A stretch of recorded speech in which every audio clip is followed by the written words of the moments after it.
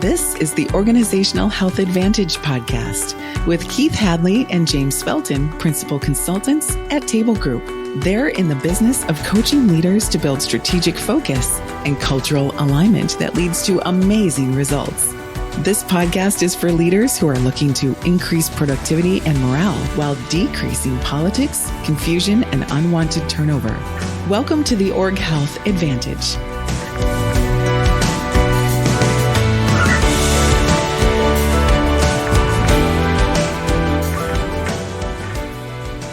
Welcome back to the Org Health Advantage. We're really excited to have Ben Westra on the podcast today. He's from Beaver Dam, Wisconsin, and is the founder and CEO of WDS Construction. I worked with Ben and his team and really got to enjoy him as a person and as a leader. This podcast is really about how he's evolved in his leadership role. WDS is a great company that does a lot of construction throughout the country, and I really feel like you'll enjoy this podcast. So without further ado, let's get right to it with Ben Westra. All right. I'm here with Ben Westra, CEO of WDS. Thanks for joining us, Ben. Thanks for having me, James. It's so good to catch up again. I really enjoyed working with your team, but more importantly, getting to know you and Julie, your wife, and just everything about you. So it's great to have you on the podcast. Same here. It's been a pleasure working with you and Keith the last several years. Yeah, we really enjoyed it. So as we get started, why don't you give us some context about WDS? Like size of the company, how long you've been in business, the specialty that you are in, and go from there. Sounds good. Yeah. So WDS Construction, we're out of Beaver Dam, Wisconsin. And started huge metropolis, by the way, booming metropolis in Wisconsin. We started in 2005, so we're just coming up on our 15-year anniversary or birthday, whatever you want to say. So we're really excited about that. I founded the firm with my father back in 2005, and we're a nationwide general contractor specializing in retail, medical, cold storage, design, build. Our main office is in Beaver Dam. We also have another satellite office in Dallas. Range between 150 and 175 million in revenue a year. And we've also, a couple years ago, started a development arm called JCW Development. And they develop sites and projects, and it feeds WDS with work. Yeah. Oh, that's great.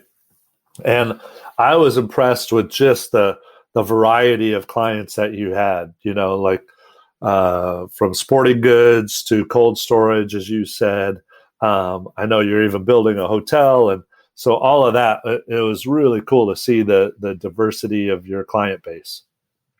Yeah, we've got some fantastic clients, and we're, our niche is being able to travel across the country for them. And they want us to be in everywhere in the lower 48. So that's where we're licensed. So yeah, they're a great group that we're able to follow around in every state in the lower 48.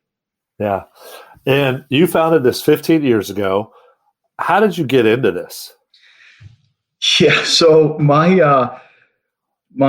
great grandfather and grandfather, well, in fact, the company's name is WDS Construction, and that stands for William, Dewey, and Steve. And they were all in construction. My great-grandfather, William, and my grandfather, Dewey, started a construction company about 15 minutes north of Beaver Dam, and in an even smaller town in Wisconsin. And my dad eventually took over that firm, and it was a sizable construction company. And I started there when I was quite young, mowing the lawns, working in their yard, and then eventually out in the field. And construction's in my blood, and I've really a fourth generation contractor. So I left my father's firm in early 2005 and sent out the customary email to clients, subcontractors, design professionals, friends, and said, the typical email, it was a pleasure working with you guys, and here's my personal info. And I was surprised to get emails back from some of our customers saying, wherever you go, we'll give you the work. And one of them was a national retail client. Was shocked that they would say that. And here I was moving back from Pennsylvania to where I grew up in Wisconsin, and I didn't even know who our competition was that I could bring this potential work to, and basically said, "Hey, I think I can run one or two of these on our own, and let's just see where it goes from there." Well, we've had work ever since. We've just been blessed with great clients and an A+ staff. We just got a tremendous staff. My first office was in my mother's sewing room. We couldn't afford an office, and it was just a great way to start a firm. Yeah, yeah. One of the stories I love is that Tom White, who you worked for at one point, is now on your team. Talk about that. Yeah, Tom. I started when I was probably 11 or 12 years old from my father's firm. My grandfather had hired Tom back in the late 70s. And Tom, I ended up hiring Tom he was now our director of ops and a great member of the leadership team at WDS. Yeah, yeah. And was that hard when it went from he taught you a lot? I know he really mentored you and took you under his wing and probably made life hard when you were a little kid, like showing you the ropes, but in a good way. Was it then hard to actually start leading him in your company? Yeah, there was some times where I could remember when he used to turn the air blue when he was correcting some of my concerns, but I never returned the favor. Yeah, yeah, but he's such a good guy. He is fantastic. Yeah.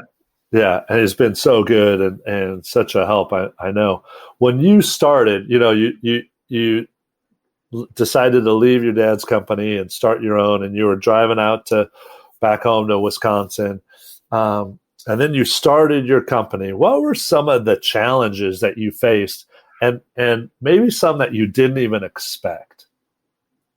Good question. Yeah, when I was moving back to Wisconsin. My dad helped me move back, and he said, "How are you going to do this?" And I think he was asking the money question, but my response was, "Well, we're going to service the snot out of our customers." And I think he got it then. Like I was going to do this one way or the other.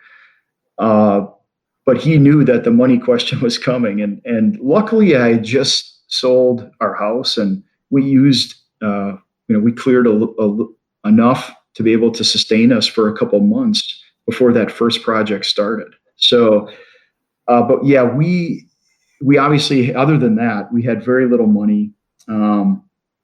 We did have some really good friends chip in to help get a line of credit at the bank. I didn't even know I would need that, and they were just fantastic in helping out. But we were just so small, trying to convince major corporations that we were going to over deliver for them was difficult. But we also used that to our advantage. We saw ourselves as flexible, and we could adapt, and it really paid off. And we started in 2005, and it paid off in 2008 and 2009 when we really had to be nimble, and it helped because we had no overhead. So yeah. Oh, that's great.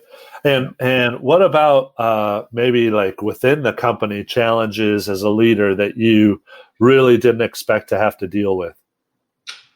Yeah, I had been a senior project manager and estimator over at my father's firm, and I did not know all of the nuances of HR, and having to be at certain times a real shoulder to cry on, or whether it's some mentoring or whatnot. That's not something that I was good at or really had much experience with. And as we grew, even those young early years, I was not as good of a leader as I could have been. Yeah, yeah, and so at the time that you started this company, it sounds like what motivated you was maybe being able to do what you wanted to do and be your own boss, and also, as you said, service the snot out of the customers. Yeah, and the motivation really was once we, a lot of construction firms start with no work. Well, we had the benefit of having the work in front of us. Exactly. The motivation was that nobody thought we could do it, and other than maybe a very short list of clients and a couple of employees. This family firm that I was just at, I was the last Westra to leave, and it had just imploded before our very eyes. It had been a very, very successful company, just a great firm to work at, and to see that go down, there was a pride factor that we were going to try to rebuild something, and we were just fortunate enough and blessed to have WDS start and work out when it did. Yeah, yeah. When I want to double click on something you said earlier, you said, I probably wasn't the leader that I should have been back then. How would you characterize your leadership when it first started? I was being the founder and being so small. We were 4 people that first year in 2005. 3 of them were family members. So, talk about a kind of a quagmire, right? But they were all great, and everybody was, you all had to be rowing in the same direction because there's only 4 of us.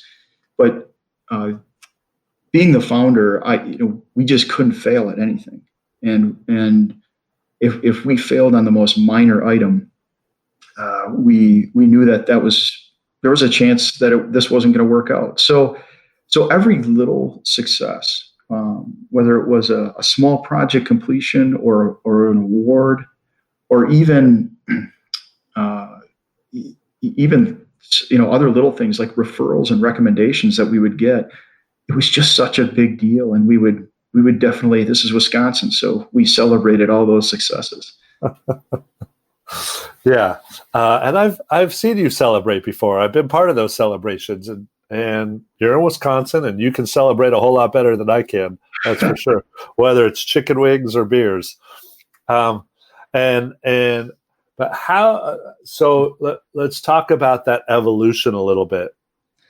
When you say you weren't necessarily the leader you used to be, I really think you've evolved and become this really great leader, and we could get into that. But how do you see your evolution from when you first started 15 years ago to now? Well, thank you for that. You saw me when I was still in my Tommy Boy phase of running a construction firm, but I didn't know what I didn't know. I never considered myself a vocal leader. I was always more of a lead by example kind of person. At least that's who I followed. So people like Tom, like you're talking about, or Nita Schreier, our CFO. Yeah. Very just really strong lead by examples. And I struggled to communicate to others, especially once we got to a certain size. And I struggled with communicating what I needed and reminding others like what I needed. And I think that comes with, we call it the founder syndrome. And, when we started, I was managing projects, calling on clients, sending in pay apps, and then still like buying pens and paper at night. And that all comes with being a founder. And I thought I had to be perfect at every one. Like I said, we really didn't want to fail at anything. But that was hard to give up most of those, and especially when I thought I could do it better. And I really had to learn and realize that that's not my job anymore. It's to it's to mentor others and train others and make sure that we're hiring A+ staff that can really take that on. I also got to tell you, I really struggled with admitting mistakes and just and didn't realize everybody already knew it was a mistake, and we didn't learn from a lot of early mistakes that either I made or maybe somebody else wasn't called out on about.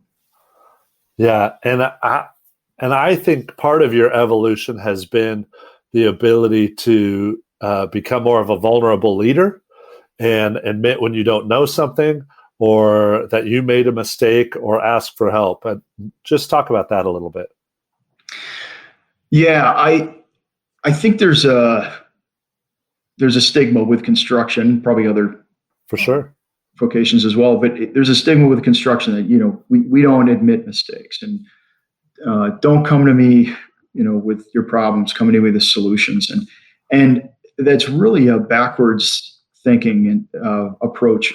We've gotten better about that. We're definitely not perfect, but we've gotten better about it at WDS because we've realized that first of all, if you don't create a culture of people saying, "Hey, I've got a problem, I messed this up, or I'm really running into a jam," nobody's going to come forward when they really do have an issue. And also, we've realized when that doesn't come forward, some of the other team members can't help you with what they've done in the past. There's a good chance that we've probably made that mistake before or run into this sort of problem, and that's where a lot of our meetings are. You really see the fruits of those meetings, and the vulnerability of people saying like, "Hey, I've done this before.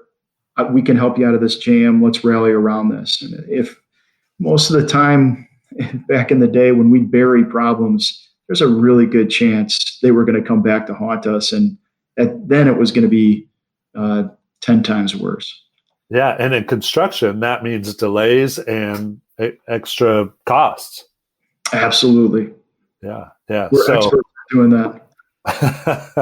But I think what you folks as a company have evolved into is admitting mistakes, asking for help earlier, and that saving your hide in the long run. Without question. So you talked about maybe not being a great leader in the beginning, or how you've evolved. I wonder like how you see yourself now and how you see your role as the leader of the organization as a whole. And, maybe it's more mentoring, maybe it's, leading through building that culture of vulnerability. Just talk to us about where you think you are now and how that's changed. Yeah, it's definitely more working on the business than in the business. And it's seeing our leaders develop, whether it's a rising star or it could be somebody that needs some coaching. Those are not things we did in the past that we're really in tune to now. The construction industry is pretty cutthroat, and either you can perform or you can't, right? And that was our mentality, really going into it before we really adopted a culture of continually working on organizational health. We also have a core purpose of we provide for WDS families and build communities through our passion for construction. And providing for the WDS families, we have such a great group, and it's like a big family. And we want to make sure that they are provided for and taken care of. And that's that should be our core purpose. And we work on that every single day. Yeah. One of the things I've been struck with is I think while you have, of course, focused on profits, and you've always known where you were in that regard, that's never seemed like the driving force for you folks. It's never been profits over people or profits over purpose. It's always been like there is a greater purpose that we are serving here. And I have just really appreciated your focus on that. Would you agree with that? Absolutely. thank you for saying that. It's we definitely think that breeds a better culture. But I know you've been in several of our meetings, and you can't help but hear about people talk about family, and they're really talking about the WDS family and really how we take care of their family. So it's a really special thing. Yeah. And I think being in a small town almost like magnifies that a little bit. If you were just profit, you'd probably have a very different reputation in your small town than you do. And I know you're kind of the mayor in that town, so to speak, and so many people know you there. But a lot of people know you as this really great leader who really cares about his people and cares about the community. Well, you're making me blush. Thank you. The local mayor, I will definitely forward this podcast to, and I'm sure they'll get a kick out of it. But yeah, it is. It definitely is a small town, and I think while there are maybe some downfalls to that, it's one of the special things is that you really get to know pretty much everybody or somebody that's part of that family, and it makes it all that more special when we can be successful together. Yeah, absolutely. I want to go back to something you said and double click on it. You talked about your evolution, and part of it was around hiring A players. That is an evolution I've seen, and I think for you it wasn't necessarily. It wasn't something you folks were necessarily doing. You were hiring people who might have been competent, but didn't necessarily also fit the culture at WDS. And talk about that evolution a little bit. And then how has that made leading easier for you? That's a loaded question, but yeah, you are absolutely correct. We were not very good at hiring. And you're also correct. We would look for the smart side, not the healthy side. And when we really sat down several years ago and said, hey, what are our core values? What is our core purpose? When we decided our core values are humble, hungry, loyal, we realized that's all we should be hiring. That should be the first thing we should be looking for. And if they don't meet one of those, they're not going to fit at WDS. And so from there, we really took that to the next level with onboarding. And that has been a really important step for us. Once we know they're humble, hungry, loyal, and smart and competent, obviously, the onboarding has just been really key for us. And like I said before, construction is really a sink or swim business. And we definitely adopted that model, for the first 10 to 12 years of our existence. But we've changed how we do that, and we little things for onboarding, like our goal is to meet the new hire on their first day in the parking lot or at the front door. Goal is the first day is minimal paperwork, if at all possible. And it's more meeting with department heads and going out to lunch. And I do everything I can to try to spend some time with them on the first day and tell them the WDS story, how we started, talk about the WDS way, and also explain to them why we brought them on. We think they're both smart and healthy, or they wouldn't be here. And that's been pretty powerful. We've really benefited from that, and I think the new hires have really appreciated that.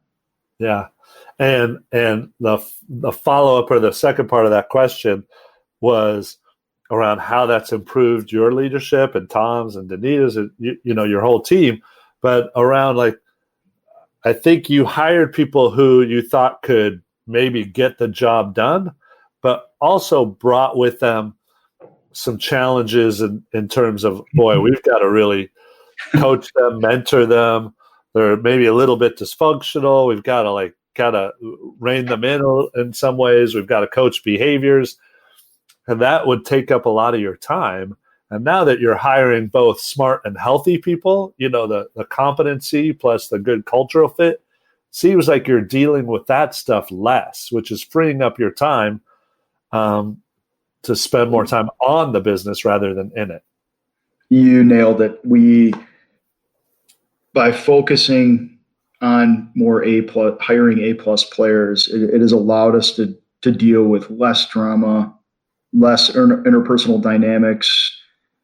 It's really freed up the leadership team to be more strategic. One of the reasons I was stuck in the weeds and doing, being involved in every little fire was because we didn't have enough A players to hand projects off to, responsibilities, and that it's a vicious circle that you get caught in if you don't have A players on board. And I think it's also, we found it's really a retention factor. A players can see who's on the team, even if they aren't working together.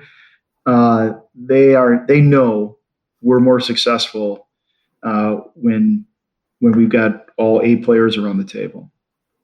Interesting. I hadn't really thought of that, but I think that's a good point where you say, like, A players want to be around other A players. Without question. Yeah. We see that in sports, like A players want to be around other A players, and all-stars want to be with all-stars. And, we're seeing that in the NBA and Major League Baseball and all the sports. And so it's only natural that would be true in the work environment as well. I have to say that one of Keith, my colleague, and I, one of our best memories was you taking us to Lambeau for a game, and that was a great game, by the way, Monday Night Football, and Lambeau was packed. We would say cold, you would say average, but it was a really fun time, and boy, that city comes together for football games. That was a good time. We got you to the tailgate ahead of time, and I've really enjoyed having you guys there. So glad you were able to experience it. Lambeau's it's a once in a lifetime experience if you're not from here. Yeah, for sure. And we did our offsite for everybody listening. We did our offsite in a brewery, in a private room in a brewery. And what was interesting to me was we started in the morning, and by noon that place was pretty full for a Monday night game. And, by 3 or 4 o'clock, that place was packed, and the game was still several hours away. But it was a lot of fun. So I want to know, as we're doing this podcast, like kind of right in the midst of COVID. I'm wondering if there's anything that you folks have implemented. You talked about improved communication. Anything that you've taken on even more so now during this time? Yeah, COVID hit us just like everybody in our own special way. We have project sites with somewhere between 10 and potentially 200 to 300 people on site daily and across the country. So having to work in trying to figure out which state was doing what that day was really became a chore in March when it hit hard, and also trying to protect our people really was the biggest thing. Trying to make sure they were safe out in the field, and then we also have multiple offices. So working through that was definitely a challenge. But I will say our team really came through. We implemented a couple things. We created the WDS COVID-19 task force, which kind of sounds goofy, but getting a team with from both the office, field, and getting everybody's insight of how we're going to make decisions and move forward. Meeting on a daily basis. Sometimes multiple times a day, especially in March and April. And then really being transparent with all of our employees of where we were struggling and what we were doing every single day. We ended up sending out at the end of still to this day.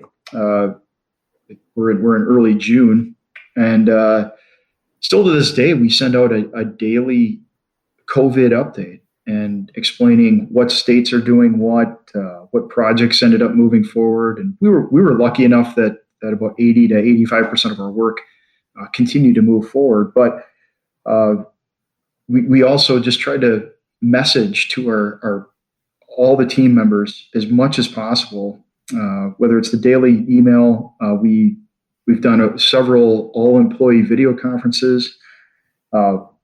We have a top 10 that the leadership team goes over every single day, and that top 10 is based on more of a financial and operational aspect of who's paying us, when is this project going to start? Yeah. Let's keep our eye on the ball there, and then from there, in mid-March, we realized we needed a new thematic goal. We needed a new battle cry of overcome the crisis, and let's create defining objectives that are going to get us through this, knowing that if we can tackle these, we're gonna come out of this at the end of the day. Yeah. Oh, that's so good. I'm curious. This seems like a time when you really need to lean on your team, but your team has been strong, and I think you've had a lot of trust with that team. Just talk to me about how important that team has been to you as, maybe a younger leader 15 years ago, how it's evolved and how you've leaned on them during big times, including right now, but throughout your 15 years. Yeah, so our leadership team is made up of Tom White. We've talked about him before, yeah. Our director of operations, and Danita Schreier is our CFO, and they've been great mentors to me personally, but also professionally. They do not hold back. They challenge myself as well as their subordinates to be better, and they would not do anything that they wouldn't they wouldn't ask anybody to do anything they wouldn't do themselves. And they are a special group. I know you've gotten to meet them, but there's a real trust built up over many years, and it comes from, honestly, a lot of vulnerable situations where they've seen us at our best and worst.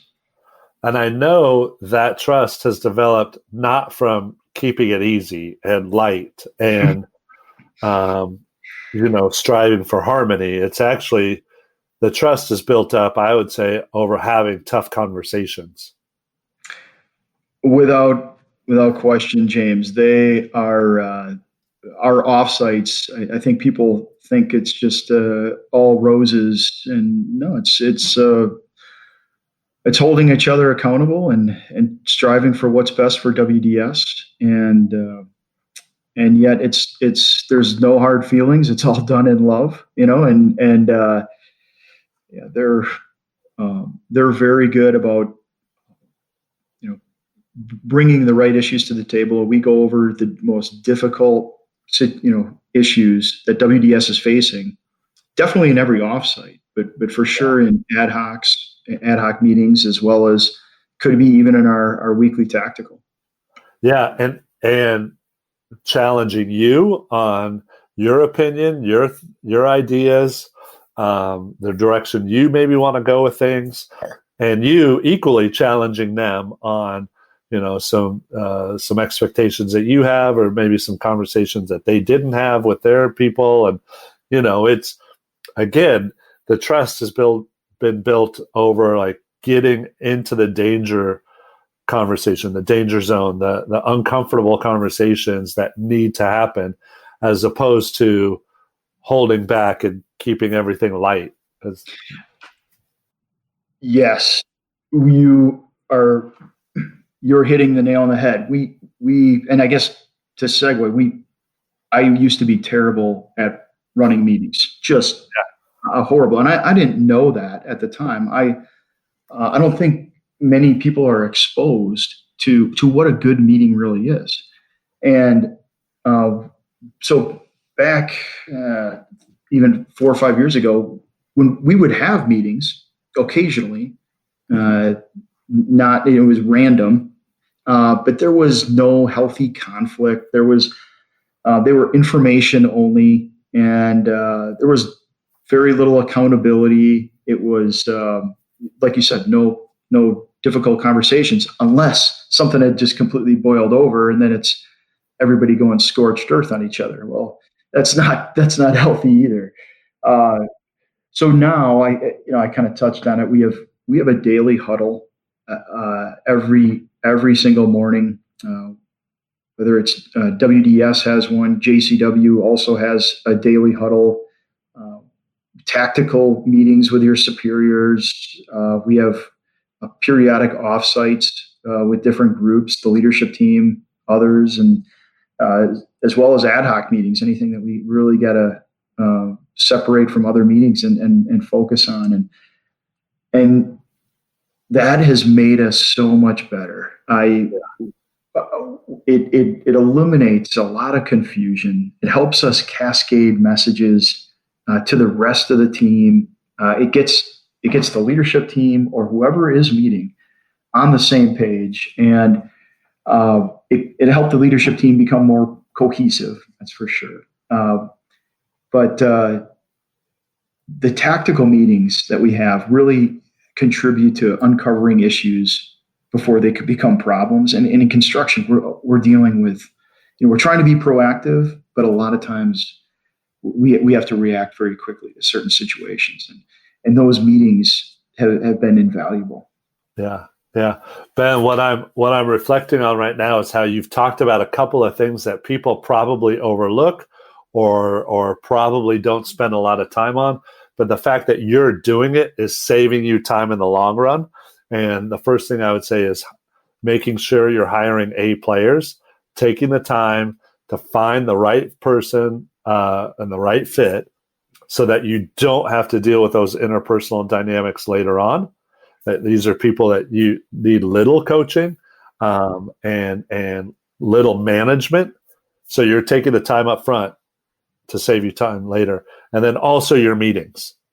You're taking the time to have really productive meetings to save yourself confusion or politics or lack of focus. You're taking the time in your meetings so that you don't have to deal with issues later on. Is that accurate? Completely accurate, James. Yes. And I will say it's not easy. When we first, it sounds like a novel concept, right? Just hire A+ players. Well, who wouldn't say that, right? And yet being strategic about it and really understanding what the bumpers are and what the signals are for a potential A+ player. We have a saying, we hire very slow. We rarely ever do 1 or 2 interviews and then just pull the trigger. It's a lot of time spent making sure, okay, this person is smart, but are they humble, hungry, loyal? And then also, would they be the right fit? And a whole bunch of other little things that potentially equal an offer to a future employee. Yeah. Yeah. Oh, that's awesome.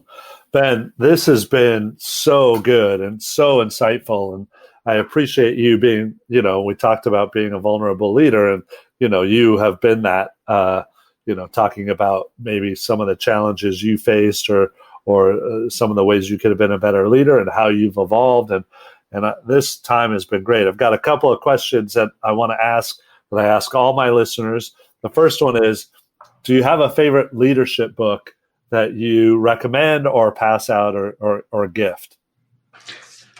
Well, I just read The Motive by Patrick Lencioni and loved it. It was it really speaks to what WDS and JCW are going through right now. Yeah. It's to be a Liam, is the goal for me, and it's a challenge to not only myself, but the rest of our team. And can we take that next step? That's a big question. Yeah. I love the motive. Like Pat's books, it's really a quick, simple read, but it's chock full of so many good things to think about as a leader. And so, that really is a good book. And then, do you have a favorite leadership quote? I do. I do. We and kind of goes back to what I was talking about before. It's a little bit longer, so I'll read through it. But it's a quote by Colin Powell about disagreeing and committing. Yeah. And his quote is, "I encourage all my subordinate commanders and staff to feel free to argue with me. My guidance is simple. Disagree with me, do it with feeling. Try to convince me you are right, and I'm about to go down the wrong path. You owe that to me. That's why you're here. But don't be intimidated when I argue back. A moment will come when I have heard enough and I want to make a decision. At that very instant, I expect all of you to execute my decision as if it were your idea. We all move out together to get the job done. Loyalty is disagreeing strongly, and loyalty is executing faithfully. The decision is not about you or your ego. It's about gathering all the information, analyzing it, and trying to get to the right answer. I still love you, so get mad and get over it." I love that quote just because it really, I share that with everybody before any offsite that I go into. And I just love giving them the freedom, number one, to argue and have them know, I will not take it personally. Yeah. Unless they rip on the Packers or something, that they know they shouldn't do. But I just love that quote because it gives them the freedom, but then also they understand, like, whatever the decision is, I expect their full commitment, like it was their own moving forward. Yeah. Oh, that's one of my favorite quotes too. I really like that one. James, I've got one more quote. Please. As a Christian, I try to live by Luke 12:48, which says, "To whom much is given, much is required." And we try to live by that at WDS and JCW as well. Yeah, Ben, knowing you over the last few years, I think you folks do a real good job of that, and that's led by you. So thanks for adding that quote. No, thank you. Hey, I really appreciate your time, and it's always good to connect with you. And so thanks for carving out a little time for the podcast and for me and for our listeners. It's great to have you. Hey, thanks for having me, James. This has been a pleasure. Thanks for listening to the Org Health Advantage. Your hosts, Keith and James, are helping leaders change the world of work and invite you to share this podcast with your friends and colleagues. For more resources on building stronger teams and organizational health, check out tablegroup.com. Produced by Audavita Studios. Connect your voice to the world.